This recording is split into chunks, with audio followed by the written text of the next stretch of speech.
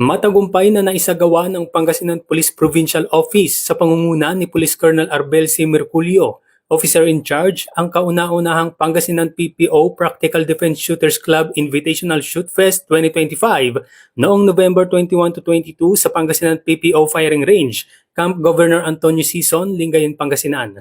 Dinaluhan ng mga pulis, civilian shooters at mga tagahanga ng shooting sports ang aktibidad. Layunin ng 2 araw na aktibidad ang pagtangkilik sa responsableng pagmamay-ari ng baril, pagpapalaganap ng ligtas na shooting practices at pagpapatibay ng ugnayan sa pagitan ng pulisya at komunidad.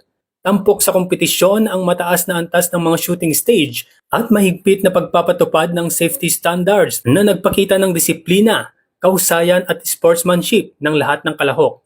Binigyang diin ni Police Colonel Merculio na ang tagumpay ng First PPDSC Invitational Shoot Fest ay nagsisilbing panimula ng mas pinatibay na kooperasyon at patuloy na pagsusulong ng ligtas at responsableng shooting sports sa Pangasinan.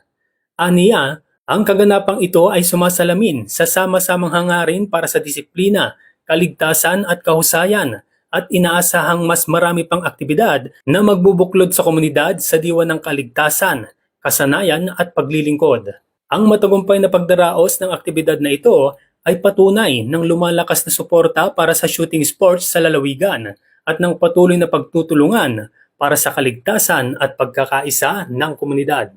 Mula dito sa Ilocos Region, ako ang inyong PNN correspondent, Police Corporal Rafi Viloria, alagad ng batas, tagataguyod ng Balitang Pulis.